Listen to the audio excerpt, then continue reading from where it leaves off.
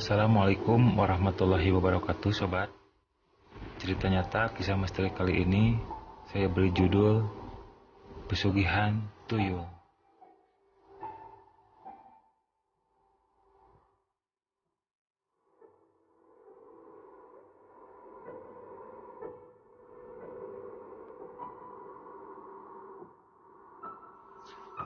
Ridwan 40 tahun adalah seorang pedagang yang berjualan pakaian di salah satu pasar. Sudah 10 tahun Ridwan berjualan, tapi dia merasa hidupnya belum ada perubahan. Pendapatan hasil berdagang sehari-hari hanya cukup untuk makan dan membayar cicilan ke bank dan bayar arisan di pasar. Ketika dalam beberapa bulan terakhir omset penjualan pakaian Ridwan menurun drastis, istrinya sering mengeluh karena Ridwan sering pulang berdagang tidak membawa uang. Otomatis kebutuhan ekonomi rumah tangga mereka tidak tercukupi. Akhirnya Ridwan sering cekcok dengan istrinya. Malam itu Ridwan sedang duduk termenung di depan rumah. Sambil menikmati cahaya purnama, dia ditemani segelas kopi dan sebungkus rokok. Dia termenung memikirkan kesulitan hidup yang dia alami. Berpikir mencari solusi yang cepat untuk memenuhi kebutuhan ekonomi rumah tangganya. Dia teringat seorang kawan yang pernah bilang, kalau dia punya kenalan suka memaharkan sosok makhluk halus yang biasa disuruh untuk mencari uang milik manusia, dan orang menyebutnya tuyul. Besoknya Ridwan pergi menemui temannya. Dia meminta ditemani untuk menemui orang yang biasa memaharkan tuyul untuk pesugihan dengan cara mencuri uang. Siang itu Ridwan dan temannya berangkat menggunakan sepeda motor menuju rumah orang yang konon suka memaharkan tuyul. Setelah menempuh perjalanan 3 jam lamanya, akhirnya mereka sampai di tempat yang dituju, sebuah perkampungan sepi di kaki gunung. Pintu rumah segera Ridwan ketuk, keluarlah seorang laki-laki tua mempersilahkan mereka masuk. Lelaki tua itu bernama Siman. Segera Pak Siman mempersilahkan Ridwan masuk. Setelah menyampaikan maksud dan tujuan kedatangannya, Ridwan bertanya berapa harga dari mahar tuyul tersebut. Pak Siman bilang, tergantung dari kelincahan dan jelajah jangkauan dari tuyul tersebut beroperasi. Semakin kuat, lincah, dan jauh jelajahnya, semakin mahal harganya. Tepat jam 9 malam, Ridwan, temannya, dan Pak Siman berjalan kaki menembus pekatnya malam menuju sebuah tempat. 30 menit kemudian, Ridwan sampai di tempat tersebut. Di hadapannya terdapat sebuah lubang gua, di atasnya terdapat pohon besar. Namun gua itu terlihat dangkal, dan lubangnya tidak terlalu besar.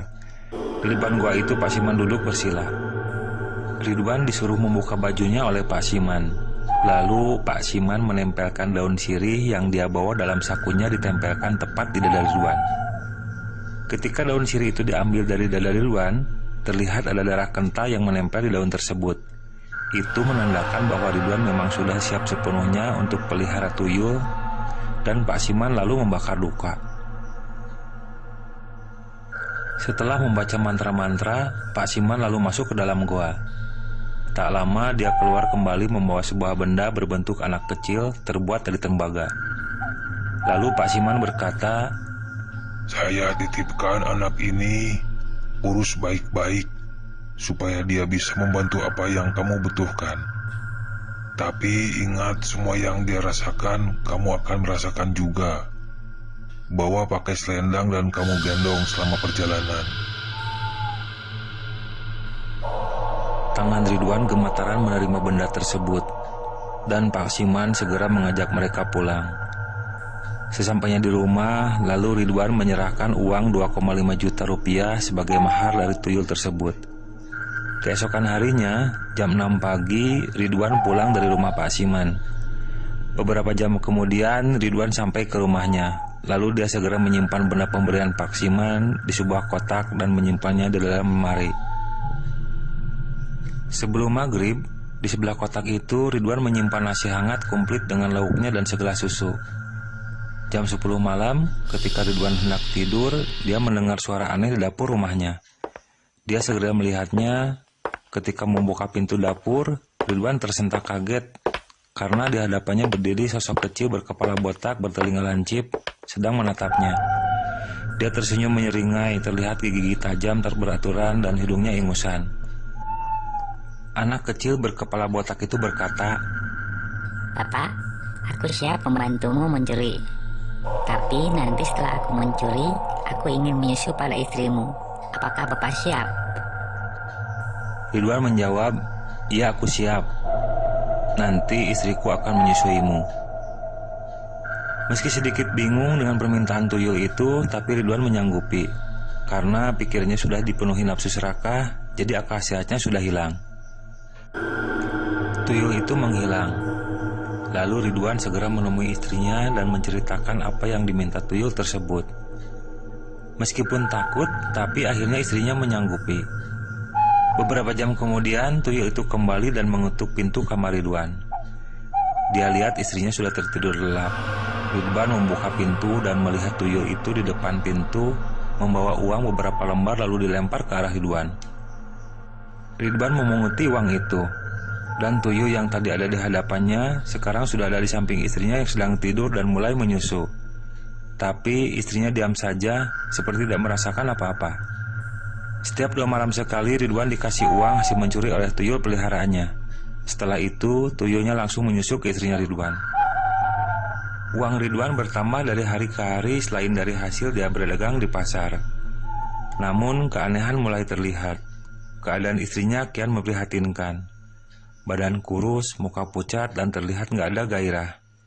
Auranya pun begitu kusam, mungkin karena sering menyusui tuyul peliharaannya.